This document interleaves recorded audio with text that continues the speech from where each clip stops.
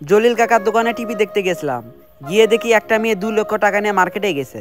2 লক্ষ টাকার ভিতরে সে নাকি কোনো পোশাকই খুঁজে পাচ্ছে না। আমার কথা হচ্ছে, তুই মার্কেটে কেন গেছিস? তুই সর্বপ্রথম একটা চশমার দোকানে যাবি, যাওয়ার পর একটা চশমা কিনবি, তারপর তুই মার্কেটে যাবি। আমার মনে হয় মেয়েটি গন্ডারের ড্রেস পরে, সে কারণে মার্কেটে খুঁজে পায় না। তা না হলে মার্কেটে এত এত ড্রেস তার পছন্দ হয় না কেন? আমারও তাই মনে হয়, ওরা গন্ডারের ড্রেসই পরে। তা না হলে মার্কেটে এত এত ড্রেস, তার কি একটাও ড্রেস পছন্দ হয় না? এই পাগল, ওদের পছন্দ হবে কেমনে? ওরা গন্ডারের ড্রেস নেবে, আর মার্কেটে তো গন্ডারের ড্রেস নাই, সেই কারণে 2 লক্ষ টাকার ভিতর ড্রেস খুঁজে পায় না। আমার কথা হচ্ছে এইটা, মার্কেটে এত ভালো ভালো ড্রেস, চুমকি ড্রেস, তারপরে ওইটা যেন কি, হ্যাঁ পায়জামা ড্রেস, তাদের কি এইসব একটা পছন্দ হয় না? পায়জামা ড্রেস? এই পাগল, ওটা পাকিস্তানি ড্রেস। ওই পায়জামা পাকিস্তানি দুইটাই একই। ও ভালো কথা, বিকালে একটু আমার সাথে যেতে পারবি? কেন? আম্মাই বললো যে আমার 2টা ভাগ্নির ড্রেস কিনা লাগবে, তাই। বিকালে তো হয় না রে, আমার ঘুম ডলতে যাওয়া লাগবে। তুই একটা কাজ কর, সাব্বিরকে নিয়ে যা। হেই তুমি বলো, অফ নিয়ে যায় লাভ নেই। আমারও তো হয় না রে, আমার তো কাজ। এখন ঘুম না ডললে গরুকে খাবার দেওয়া হবে না। তাহলে কি আর করার, আমাকে একাই যেতে হবে।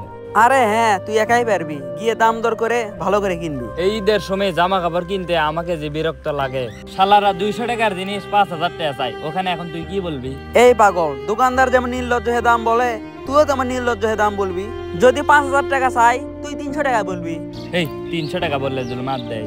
মার কেন দিবে? তুই কাস্টমার, তুই দাম বলতেই পারিস। আচ্ছা ঠিক আছে, তোর কথা মতো আজকে কাপড় কিনবো। যা কিনিস জিতবি। দাম যদি 6000ও বলে, তুই 300 টাকায় বলবি, যা। গতকাল ইফতার করে ঘরে শুয়ে আছি, আব্বা এসে বলতেছে কেরে ঈদে মার্কেট করবি না? আমি চুপচাপ হয়ে আছি। কিছু বলার আগেই 10,000 টাকা বের করে দিল মার্কেট করার জন্য। ছোট থেকে দেখতেছি আব্বা শুধু আমাদের জন্যই ভাবে, আমরা কি খাবো কি করবো, নিজের জন্য একটা বারও ভাবে না। বাসা থেকে টাকা চাইতে আর ভালো লাগে না রে। আমি বাসা থেকে মার্কেটের জন্য টাকা চাইনি, মা আব্বাকে নাকি আমার কথা বলছে, আব্বা নাকি 5,000 টাকা রেখে গেছে। আসলে রে, বাসা থেকে আর টাকা নিতে ভালো লাগে না।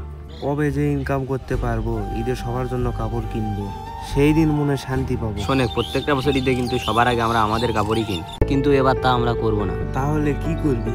প্রত্যেকটা বছর মা বাবা কিন্তু আমাদের মার্কেটের জন্য টাকা দেয়, এবার মার্কেটে গিয়ে সর্বপ্রথম আমরা মা বাবার জন্য কাপড় কিনবো।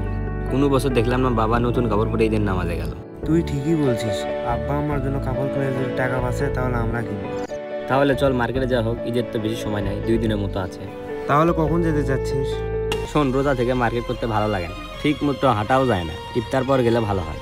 তাহলে ইফতার পরে রেডি হবে, মনে থাকে জানো? না রে, আমি যাব না।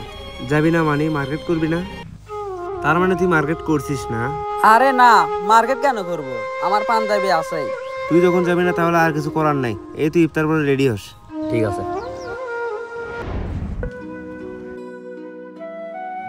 কি রে, তোরা কই যাস?